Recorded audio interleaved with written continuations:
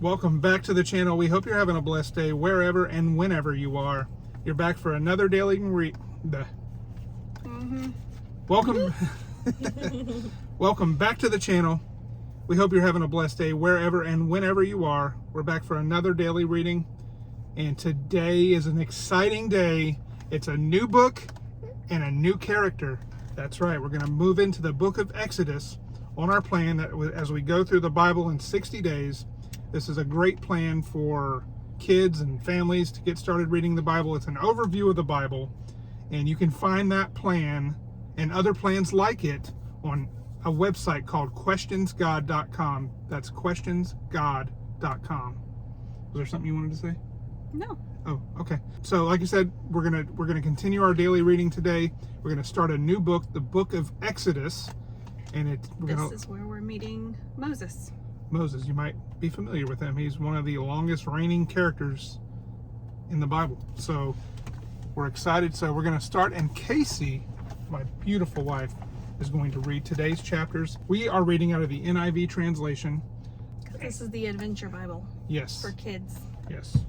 So that's what we're doing, and you can follow us with that translation, or you can, of course, follow the plan however you'd like. But we're going to read chapters 2 and 3 today. The kids is awesome because it's got all kinds of like pictures and stuff, and it's a little easier for them to understand. That's okay. We're gonna do it too because we're adults and we like fun stuff too. Yes. What is it, 2 and 3? Yes. Okay then. Chapter 2, the birth of Moses. Now a man of the tribe of Levi married a Levite woman, and she became pregnant and gave birth to a son. When she saw that he was a fine child, she hid him for 3 months. When she could hide him no longer, she got a papyrus basket for him and coated it with tar and pitch. Then she placed the child in it and put it among the reeds along the bank of the Nile.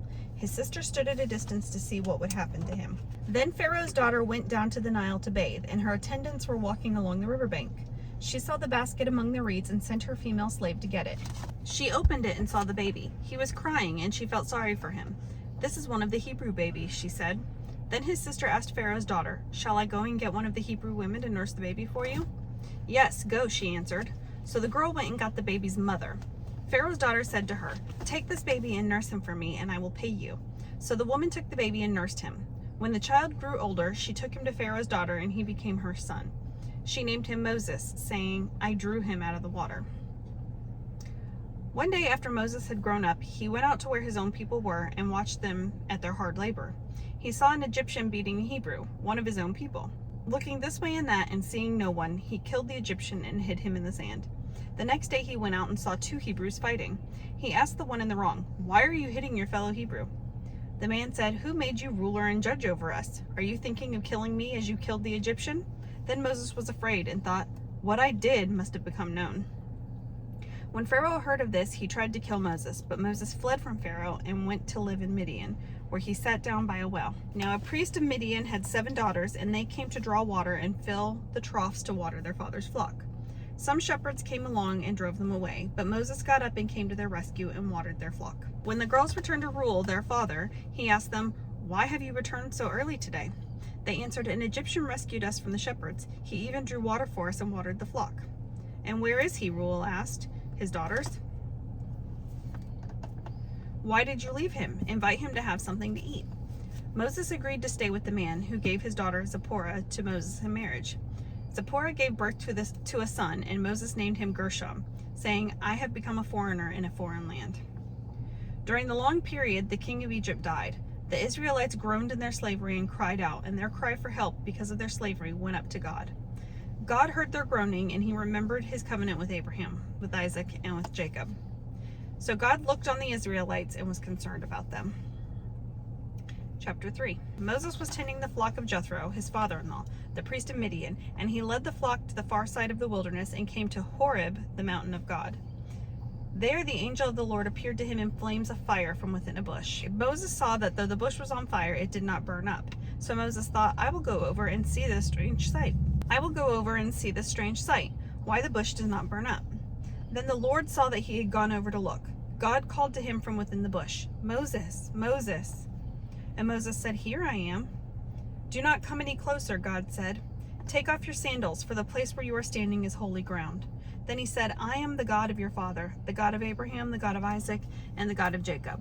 At this, Moses hid his face because he was afraid to look at God. The Lord said, "I have indeed seen the misery of my people in Egypt. I have heard them crying out because of their slave drivers, and I am concerned about their suffering. So I have come down to rescue them from the hand of the Egyptians and to bring them up out of the land into a good and spacious land, a land flowing with milk and honey, the home of the Canaanites, Hittites, Amorites, Perizzites, Hivites, and Jebusites. And now the cry of the Israelites has reached me, and I have seen the way the Egyptians are oppressing them. So now go.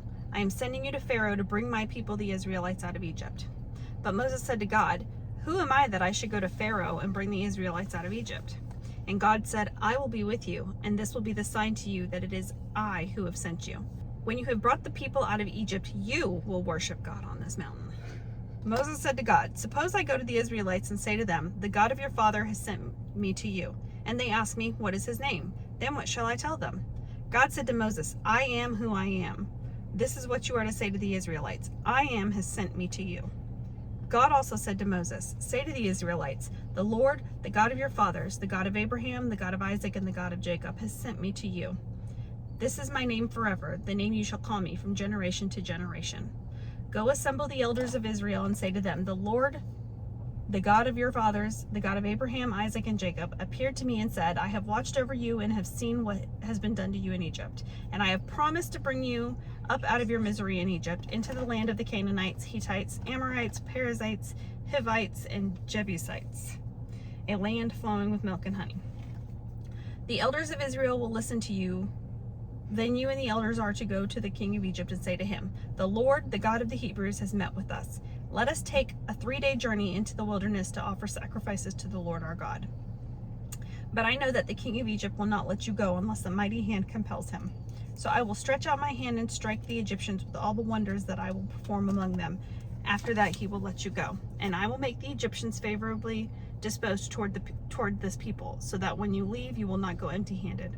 Every woman is to ask her neighbor and any woman living in her house for an article of silver and gold and for clothing, which you will put on your sons and daughters, so you will plunder the Egyptians. So that was Exodus chapter 2 and 3. A lot going on there.